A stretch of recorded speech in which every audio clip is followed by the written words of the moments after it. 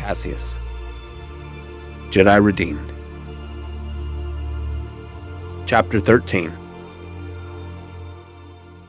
As Caseus sat, the buzzing of the ship's navigation system, the chattering of rebels, and the constant groaning and muttering from Dotame started to get to him. He needed some quiet. "Guide him. I'm heading to the cargo bay. How long till we arrive?" "If we keep our current speed and stay on course, about 2 hours, give or take." "Okay. Come get me when we're approaching Terrace." Gaidom nodded as Cassius moved past Dotame, who glared at his Jedi captor.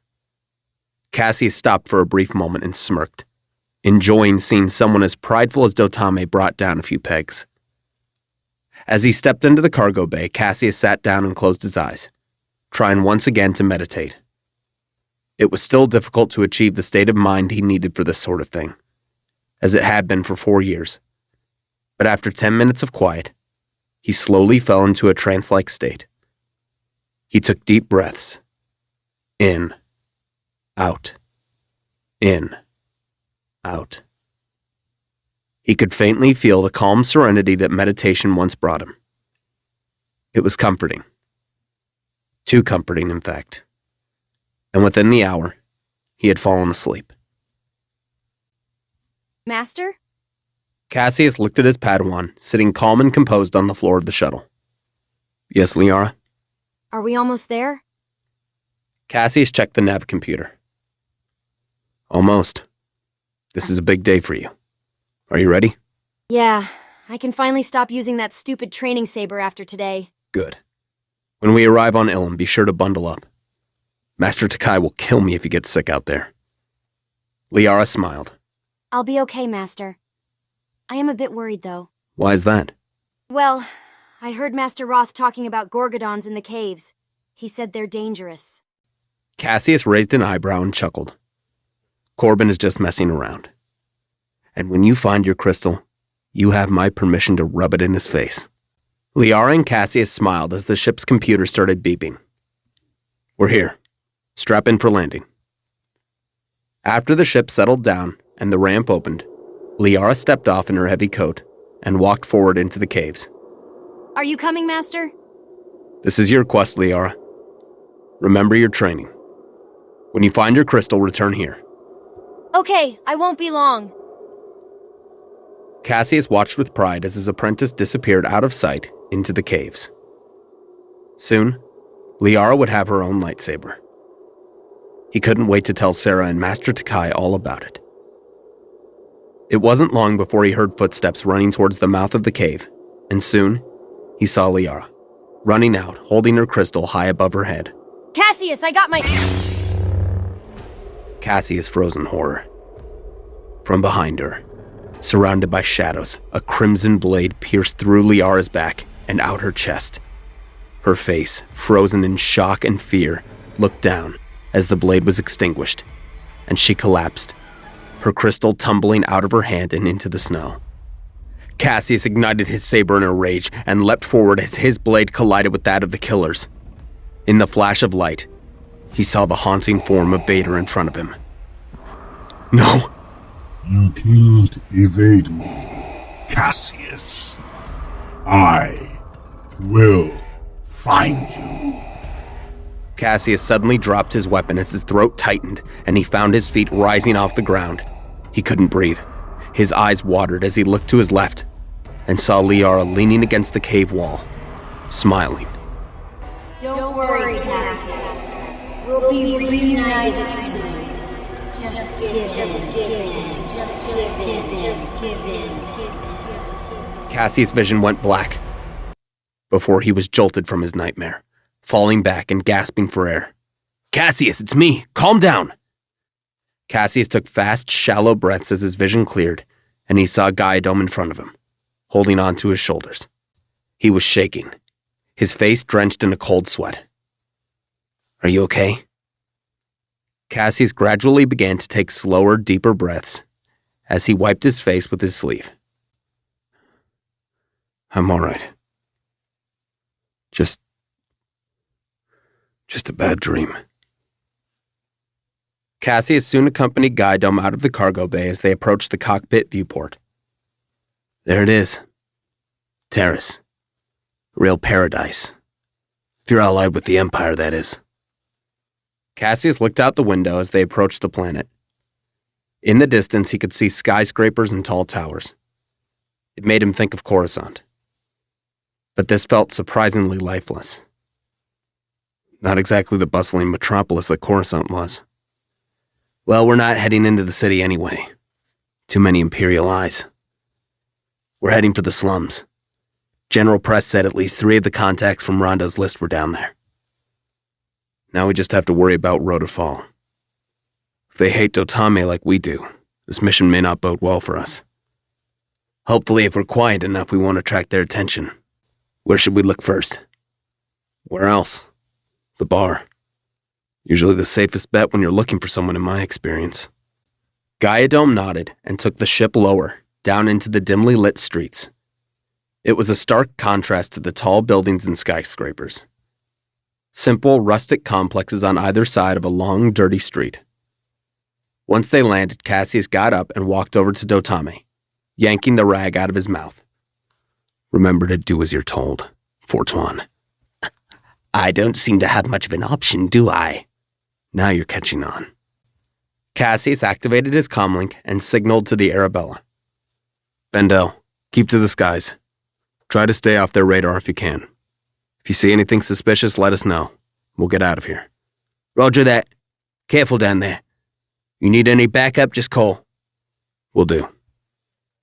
Dotame was uncuffed and removed from his restraints as Caseus gripped his arm roughly. Gaiadome looked at the soldiers accompanying them. Keep an eye out. Don't let anyone inside. You see anything, call. Caseus walked off the ramp of the ship, keeping Dotame close with a vice-like grip on his arm. Easy! That's too rough. You don't want to see rough, Dotame. Now shut your mouth and follow me. Pip soon stepped off with Gaiadome as they started marching into the slums. Caseus pictured a crime-ridden dump of a town. It was run down, and certainly there was nothing glamorous about it. But it seemed like less of a haven for scum and more akin to some of the refugee sectors he had seen during the Clone Wars. Keep an eye out. Rodafal apparently runs this territory. Caseus looked at Dotame with a disgusted expression. You do know how to get us past them, right? Of course I do, you twit. My influence is well known throughout the Outer Rim. Keep walking, buddy. Don't make me shock you again. Dotame snarled as they kept walking. It wasn't long before they overheard the sounds of drunken laughter and muffled holovids. Caseus looked at the sign and signaled to Gaiadome, who stepped closer. This looks like the place. Dragging this filth inside is bound to draw attention. What do you have in mind? Pip and I will head in and scout the place. You keep an eye on Dotame and keep watch. If he gives you any trouble, you let me know and I'll knock his teeth out. Really now? Gaiadome looked at the bar and back to Caseus. Keep a low profile. We don't need attention. Oh, really? I was thinking of going in there and just swinging around my lightsaber like a lunatic. Gaiadome raised an eyebrow. Just be careful. Caseus nodded as he and Pip stepped into the bar.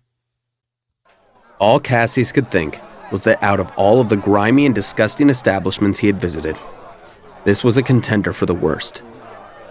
All around, aliens of all different species were laughing, smoking, and drinking. Some were watching a prize fight. Others were playing card games. Others still were sitting in small circles and talking to each other like old friends. What do you think, Pip? I think I'm glad I can't smell. This place seems rancid.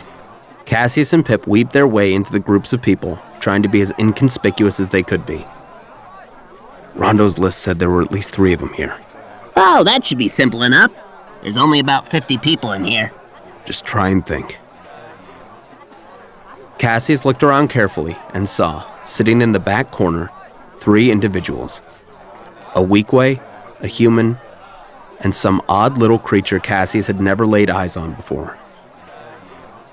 I think that might be them. I'm gonna go talk to them. Stay close. Roger. Caseus made his way over and stepped in front of the table as the human looked up from his ale. Can we help you? Mind if I take a seat? Sure, I guess. Caseus nodded respectfully and pulled a chair over and sat. Got a name? Corbin. Nice to make your acquaintance, Corbin. I'm Zeke. That there is Philo, and that's Taxeve. Caseus nodded to them. You must be new here, 'cause I never forget a face. Yeah. Just here for a few hours until our ship is refueled. Never been to Terrace before. Zeke laughed and spat into a bucket. And isn't it just lovely? Caseus scratched the back of his neck. I suppose, for a place run by the Empire. Zeke sipped his drink and set it down. Whoa!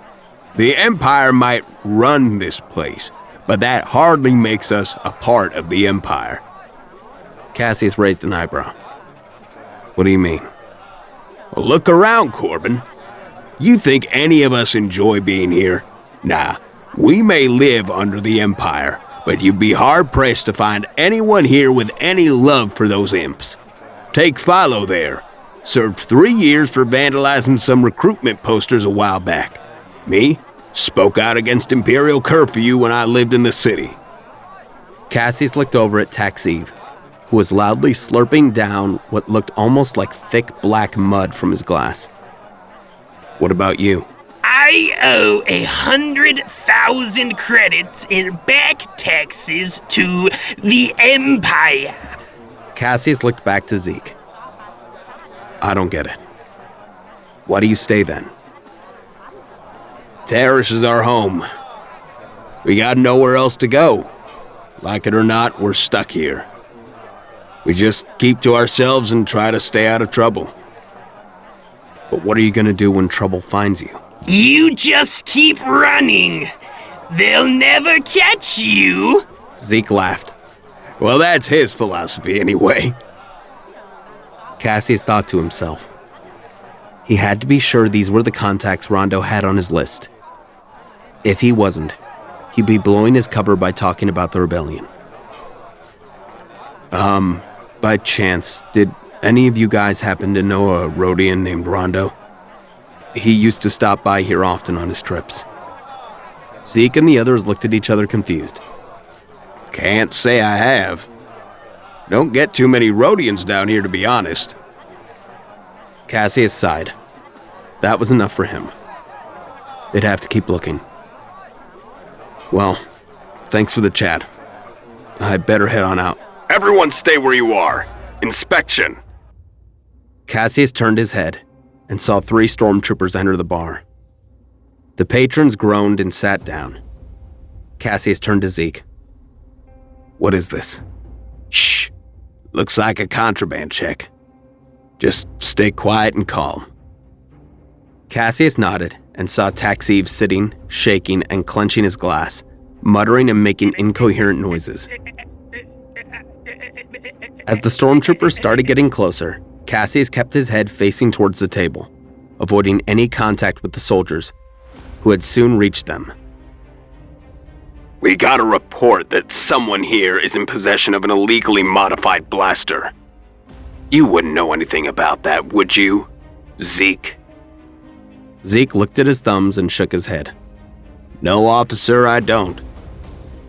The trooper stepped forward and looked at Caseus. What about you?